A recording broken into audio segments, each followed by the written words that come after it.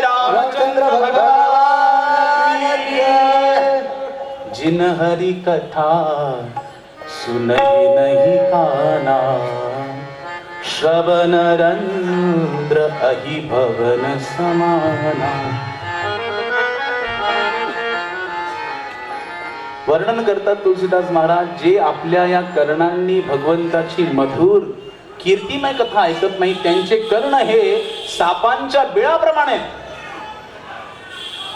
जे आपले नेत्रांनी भगवंताचं दर्शन करत नाही, त्यांचे नेत्र मोरपंखाप्रमाणे. आणि जे आपल्या जिव्हेने आपल्या मुखाने भगवंताचं नामस्मरण करत नाही, त्यांची जिव्हा ही दादूर म्हणजे बेडकासारखी डराव डराव करणारी आहे. हरे कृष्ण कृष्ण कृष्ण कृष्ण हरे हरे, हरे राम राम राम हरे हरे. हरे कृष्ण कृष्ण कृष्ण हरे हरे, हरे राम राम राम हरे. बोल वृंदावन बिहारी लाल की. म्हणून सुत गोस्वामी वर्णन करतात की ऋषी मुनींनो, तुम्ही जो प्रश्न केला, अतिशय सुंदर प्रश्न केला, कृष्ण प्राप्ती कर शाश्वत साधनम तद्वदाधुना. कशा प्रकारे या मनुष्य जन्मामध्ये येऊन भगवंताची प्राप्ती करता येईल ते साधन सांगा. अतिशय सहज आणि सुलभ भगवंताच्या प्राप्तीचं साधन वर्णन करत असताना सुत गोस्वामी सांगतात, मुनींनो, वास्तविक तुम्ही सत्य बोलत आहात. या जगामध्ये मनुष्य जन्माला येतो, देहिनो अस्मिन् यथा देहे कौमारम यौवनम जरा, आणि तथा देहांतर प्राप्ती धीरस्तत्र न मुह्यति. या जगामध्ये जीव जन्माला आल्यानंतर त्याच्या शरीरामध्ये 6 प्रकारचे परिवर्तन होतात. जीव जन्माला येतो, शरीर प्रकट होतं, शरीर वाढतं, मग स्थित्यंतर काल येतो, प्रौढ अवस्था प्राप्त होते, शरीर वृद्धावस्थेला प्राप्त होतं आणि शेवटी शरीराचं मातीमोल होतं. शरीर जर्जर काया होऊन नष्ट होतं. आणि ह्या जीवाला त्याची काहीही खंत वाटत नाही. हे सर्वात मोठं दुःखाचं कारण आहे. आपण जन्माला येऊन सुद्धा काय करावं हे कळत नाही आणि ते नको ते करत बसतो आणि शेवटी डोक्याला हात लावतो. जेवढी पण वयस्कर मंडळी आहेत ह्या जगामध्ये, त्यांना स्वतःच्या घरातला अनुभव त्यांनी स्पष्ट करून जर सांगितला तर समजून येतं.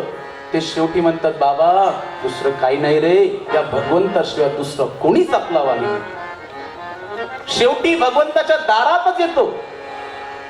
अरे तरुण मनुष्याला विचारावं, का रे भागवतामध्ये येत नाही, का रे भगवंताच्या भजनामध्ये येत नाही, का रे वारीला येत नाही, का गळ्यामध्ये तुळशीची माळ घालत नाही, का कपाळाला बुक्का लावत नाही.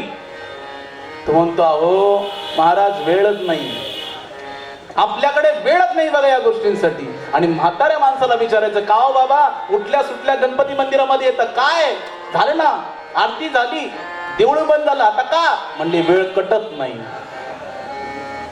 आपला वेळ कटत नाही महाराज म्हणून इकडे यायचं. म्हणजे तरुण व्यक्तीकडे वेळ नाही आणि म्हाताऱ्यांचा वेळ कटत नाही म्हणून परमार्थ. कळलं का? भगवंताला वाहताना आपण कोणतं पुष्प वाहतो? आपण आत्ताच आरती केली, पुष्प वाहिलं. कोणतं पुष्प वाहतो? गुलाबाचं पुष्प, ते ताजतवानं गुलाबाचं पुष्प आपण भगवंताला वाहतो का शिळं पाक वाहतो?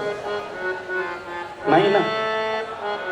कोमजून गेलेलं फुल आपण वाहत नाही, ताजतवानं गुलाबाचं पुष्प आपण भगवंताला, गणपतीला वाहतो का?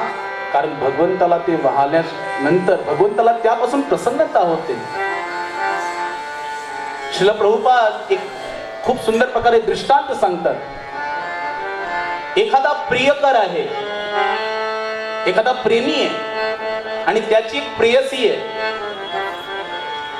त्याने काय केलं, एक टेबल घेतला आणि टेबलाच्या चारी बाजूला त्याने गुलाबांची अशी फुलं लावली. सेल्युटेपने त्याला चिपकवलं, गुलाबाच्या फुलांनी तो टेबल सजवला. आणि जेव्हा ती संपूर्ण गुलाबाची पुष्प कोमजून गेली त्यानंतर त्याने एक एक गुलाबाचं फूल घेतलं, त्याच्यापासून एक गुच्छ तयार केला आणि तो आपल्या प्रियसीला जाऊन देण्यासाठी तो प्रयुक्त झाला. आणि जेव्हा त्याने प्रियसीला तो प्रदान केला, मला सांगा त्याची प्रियसी त्या प्रेमीचा कितीही अट्टहास असेल, कितीही प्रेम जरी असेल, त्याला ते पुष्प आवडतील का? का नाही आवडणार? कारण तो पुष्पच कोमजून गेले. म्हणजे साधारणची प्रियसी या जगातली, त्याला आपल्या प्रेमीने आणलेलं गुलाबाच्या पुष्पामध्ये देखील हा अट्टहास असतो की ते ताजतवानं असावं, सुगंधित असावं, बहरलेलं असावं, ते कोमजलेलं नसावं. मग विचार करा, त्या प्रभू परमात्म्याला आपण हे ताजतवानं शरीर, हे पुष्प जर अर्पण केलं नाही, त्या म्हाताऱ्या शरीरामध्ये तो भगवंत प्रसन्न होईल का? ते कोमेजून गेलेलं पुष्प त्या भगवंताला आपण वाहतो. जेव्हा या संसाराच्या कामाचं राहत नाही, तेव्हा म्हणतात जा बाबा जा. कोणताही व्यक्ती, कोणताही पालक आपल्या चांगल्या बुद्धिमान पुत्राला, सर्वोत्तम गुण असलेल्या पुत्राला परमार्थाच्या मार्गात लावत नाही. ज्याची मंद बुद्धी आहे, काही करत नाही, सगळ्यांना त्रास होतो, म्हणतात बाबा आहे का जागा तुमच्या आश्रमात, जा याला घेऊन. म्हणजे ह्याच्या कामाचं नाही म्हणून बाबाच्या घरात. अशा प्रकारची वृत्ती आहे. सुत गोस्वामी सांगतात, मनुष्य हा केवळ काय करतो? चिंता करतो, फक्त फ्युचरची प्लॅनिंग करतो, भविष्याचे प्लॅनिंग करतो. एक शेठजी बसले असेच, संध्याकाळी जेवण केलं, रात्री 9:30 वाजता ते आपल्या पलंगावर झोपले, एसी चालू केला आणि विचार करू लागले. मन त्यांच्या बरोबर संवाद चालू झाले मनाबरोबर. आणि मनाला उद्देशून म्हणतात की म्हणा बघ आता काय झालं, आतापर्यंत भरपूर कमवलं, पण ती हायवेच्या बाजूची जी 28 एकर भूमी आहे की नाही, ती उद्या जाऊन मी खरेदी करतो, रजिस्ट्री करून टाकतो. त्याचं मन म्हणलं, साहेब 28 एकर धरती खरेदी करून काय करणार तुम्ही? म्हणले मोठी इंडस्ट्री टाकेल, मोठमोठे कारखाने टाकेल. म्हणले त्यानंतर त्याचं काय? म्हणजे ती इंडस्ट्री टाकल्यानंतर मला अमाप धन प्राप्त होईल, शेअर मार्केटमध्ये माझे इश्यू गणले जातील, माझं नाव उंच होईल, प्रतिष्ठा, मान, सन्मान प्राप्त होईल. अशा प्रकारे विचार करता करता 9:15 वाजले. 9:30 पासून 9:15 पर्यंत 15 मिनिटात त्यांनी एवढा विचार केला. आणि विचार करता करता मनाला सांगता सांगता 9:15 वाजता हार्ट अटॅक आला, झटका लागला आणि तेवढ्यात तो माणूस मेला. मला सांगा, फ्युचरची प्लॅनिंग तशी तशाच प्रकारे यथावत राहिली. मनुष्य फक्त चिंता करतो, पण चिंतन करत नाही. हा सर्वात मोठा दुःखाचा भाग या जगामध्ये. आपण चिंताच करत राहतो. आणि चिंता कशी आहे? चिंता ऐसी डाकिनी काटी कले जाए, वैद बिचारा क्या करे, कब तक दवा खिलाए. अशी चिंता ग्रसित होते. बघा, चिंता आणि चिता ह्यामध्ये एक केवळ अनुस्वाराचा फरक आहे. चिता माणसाला एकदाच जाळते, पण चिंता ही जिवंत माणसाला वारंवार जळत राहते. चिता फक्त मेलेल्या माणसाला जळते आणि एकदाच जळते. मग चिंता कशा प्रकारे नष्ट होईल आणि चिंतन कसं वृद्धिंगत होईल हे शिकवतं भागवत. भागवत हे शिकवतं की आपल्या जीवनातली चिंता कशी दूर होईल आणि भगवंताचं चिंतन कसं वाढेल. सुत गोस्वामी सांगतात, ऋषींनो, ही जी भागवत कथा आहे, अरे ही मनुष्यासाठी सुलभ आहे, पण देवतांना देखील ही दुर्लभ आहे. स्वर्गीची अमरची ताती देवा, मृत्युलोकी बाबा जन्म आम्हा, मृत्युलोकी बाबा जन्म आम्हा, मृत्युलोकी बाबा जन्म आम्हा.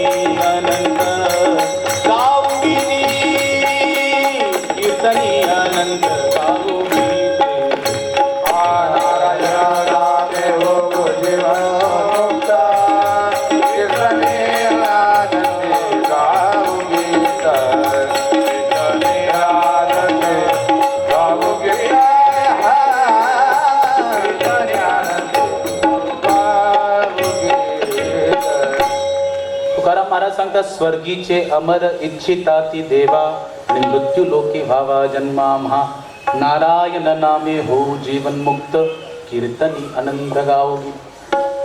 महाराज सांगतात की स्वर्गातले अमर देवता देखील या मृत्यू लोकामध्ये जन्म घेण्यासाठी भगवंताला प्रार्थना करतात. का? कारण मृत्यूलोक एक जंक्शन आहे. जंक्शन काय? जंक्शन आहे. जसं आपल्याला दिल्लीला जायचं असेल किंवा पंजाबला जायचं असेल किंवा हरिद्वारला जायचं असेल, कुठेही जायचं असेल तर आपल्याला जंक्शन या स्थानावर जावंच लागतं. आपण घाटकोपरमध्ये राहू, भटवाडीमध्ये राहू, सानपाड्याला राहू, वाशीला राहू, कुठेही राहिल्यानंतर आपल्याला VT मध्ये जावं लागतं किंवा मुंबई सेंट्रलला जावंच लागतं. एखादा श्रीमंत मनुष्य वाळकेश्वर मध्ये त्याचा मोठा बंगला असेल, किती जरी अमाप पैसेवाला असला तरी देखील दिल्लीला जाण्यासाठी त्याला मुंबई सेंट्रल या जंक्शनवरच यावं लागतं. आणि आपल्याला देखील त्याच जंक्शनवर जावं लागतं. का? कारण दिल्लीला जाणारी गाडी तिकडूनच सुटते. तशाच प्रकारे सांगतात की स्वर्गामध्ये काय? तेतम भुक्त्वा स्वर्गलोकम विशालम शने पुण्यम मर्त्यलोकम विशन्ति एवं त्रयी धर्मम अनुप्रपन्ना गतागतम काम कामा लभन्ते. तेतम भुक्त्वा स्वर्गलोकम विशालम. भगवंत सांगतात की स्वर्ग लोक अतिशय विशाल आहे, पण त्यामध्ये काय? केवळ पुण्याचा उपभोग आहे. भोग विलास करण्यासाठी त्या ठिकाणी अमाप अशी सुविधा आहे. पण शिने पुण्यम मर्त्यलोकम विशन्ति. कृष्ण सांगतात की ते मध्ये जशा प्रकारे पुण्य क्षय झालं, मनुष्याला पुन्हा या मृत्यू लोकात यावं लागतं. हे मृत्यू लोक जे आहे जंक्शन आहे. ह्या ठिकाणातून स्वर्गाला जाता येतं, ह्या ठिकाणातून दुष्कर्म करून नरकाला जाता येतं, ह्या ठिकाणी चांगल्या वर्णाश्रम धर्म पद्धतीचं पालन करून ब्रह्मलोकापर्यंतची प्राप्ती होऊ शकते. आणि ह्याच लोकामध्ये भजन केल्यामुळे त्या भगवंताचं वैकुंठ धाम प्राप्त होतं. पण स्वर्गामध्ये तशी काही सुविधा नाही बाबांनो. माय बापांनो, तिकडे सुविधा नाहीये. त्या ठिकाणी भागवताची कथा श्रवण करण्यासाठी प्राप्त होत नाही. त्या ठिकाणी भगवंताचं भजन होत नाही. त्या ठिकाणी नामसंकीर्तन चालत नाही. त्या ठिकाणी त्या पांडुरंगाचं विटेवरती दर्शन होत नाही. ते दर्शन फक्त पंढरपूरमध्येच होतं. म्हणून देवता प्रार्थना करतात, मृत्यूलोकी भावा जन्म आम्हा. देवता म्हणतात, मृत्यूलोकामध्ये जन्म आम्हाला द्या भगवंता. काय करू आम्ही? नारायण नामे हो जीवन मुक्त आणि कीर्तनी अनंत गाऊ गीती. भगवंता तुमचं नामस्मरण करून आम्ही जीवन मुक्त हो. मेल्यानंतर मुक्त होत नसतात. मेल्यानंतर मुक्ती नसते, जिवंतपणीच मुक्ती असते. लक्षात घ्या. 5 प्रकारच्या मुक्तींचं शास्त्रांमध्ये वर्णन आहे. पण मनुष्य मेल्यानंतर नाही, जिवंतपणेच मुक्त होतो. जे मुक्तात्मा आहेत की नाही, श्रील प्रभुपाद सांगतात 3 प्रकारचे लोक भागवताच्या श्रवणासाठी येतात. एक असतात मनोरंजनपर भागवताची कथा श्रवण करण्यासाठी. अहो, आतापर्यंत खूप वेळ गेला, 1 तास गेला, पण काही विनोदच सांगितलंच नाही वक्त्याने. काय वक्ताय? काय हसवलंच नाही, काही खेळवलंच नाही, काय मनोरंजनच केलं नाही. मी प्रथमतच सांगितलं, ह्या कथेमध्ये यायचं असेल ना, मनोरंजनासाठी येऊच नका. येऊच नका. कारण भागवत हे मनोरंजनासाठी नाही, परमार्थ हा मनोरंजनासाठी नाहीये. परमार्थ हा जीवनामध्ये परिवर्तन करण्यासाठी. पण प्रभुपाद सांगतात 3 प्रकारची लोक येतात. मनोरंजन पर जरी आलं तरी देखील त्याचं जीवन सार्थक आहे. यत्किंचित भगवंताचं नामस्मरण करताना तरी मनोरंजन होईल, टाळ्या वाजवताना, नाचताना, गाताना तरी मनोरंजन होईल, त्याच्या मुखातून नाम निघेल, उद्धार होईल. म्हणून मनोरंजन पण आलेला जीवाचा देखील उद्धार. दुसरा व्यक्ती मुमुक्षु, जो जिज्ञासू आहे, ज्याला जाणण्याची इच्छा आहे की मी कोण आहे, भगवंत कोण आहे, का म्हणून ही सगळी वारीला जातात, काय त्यांना आनंद येतो, अहो का म्हणून गळ्यामध्ये तुळशी माळ कंठी दाटवतात आणि ती मिरवतात, कपाळाला तिलक लावतात, अनवाणी पायाने 15 दिवस पंढरीच्या पांडुरंगाच्या दर्शनासाठी अनवाणी पायाने वारीला चालत जातात. काय आनंद येतो यांना हे जाणण्यासाठी, त्या भक्तीचं मर्म जाणण्यासाठी येणारे मुमुक्षु जिज्ञासू, त्यांना देखील भगवंताच्या कथेपासून प्राप्त लाभ होतो. आणि तिसऱ्या प्रकारचे असतात, प्रभुपाद सांगतात की मुक्तात्मा, जे मुक्त आहेत. जिवंत असतानाच मुक्तात्मा आहेत, मग त्यांना कशाला कथा ऐकायची आहे?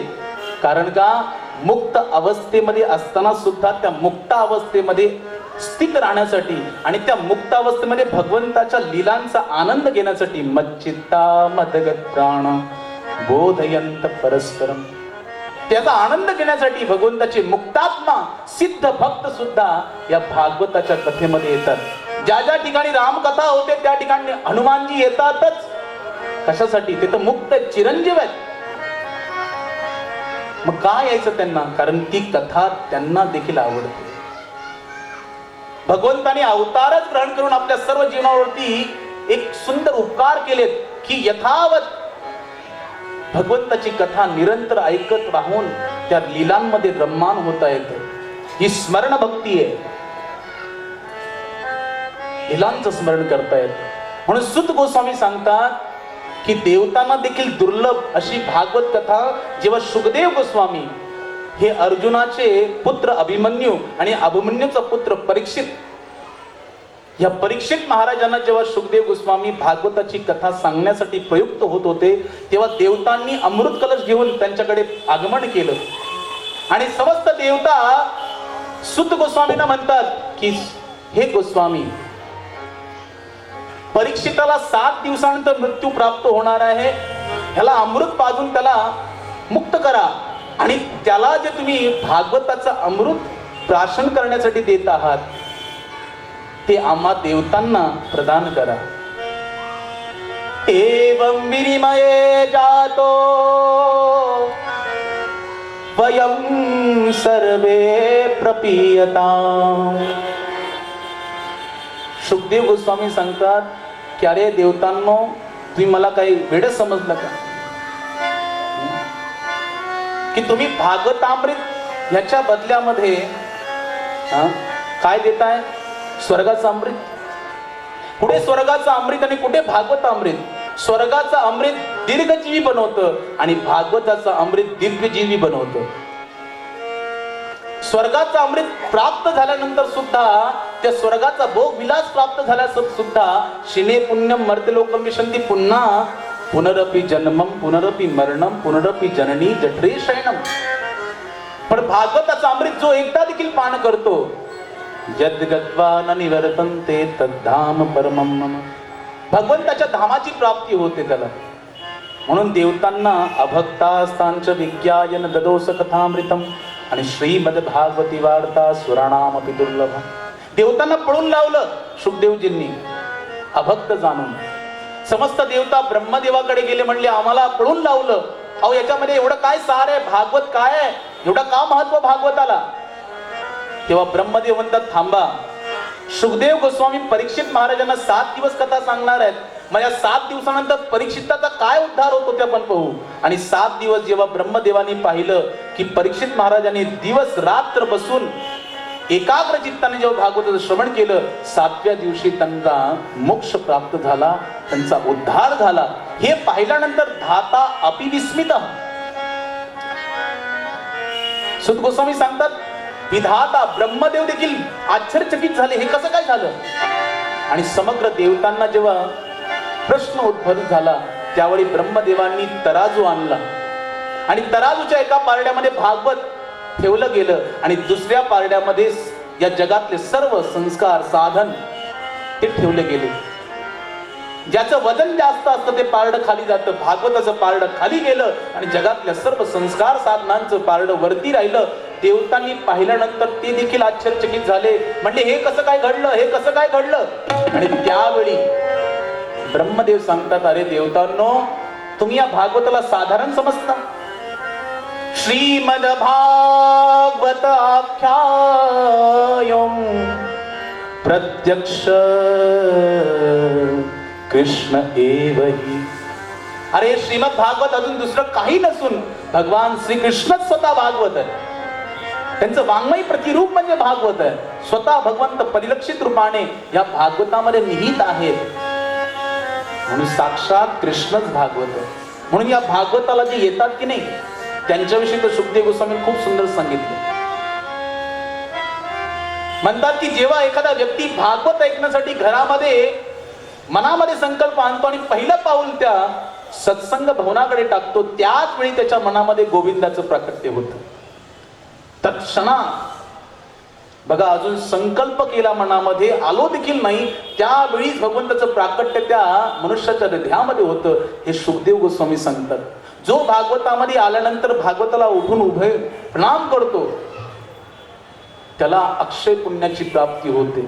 त्याच्या घरामध्ये सुख समृद्धी आणि भगवंताची कृपा भक्ती प्राप्त होते. भागवताच्या 7 दिवसाच्या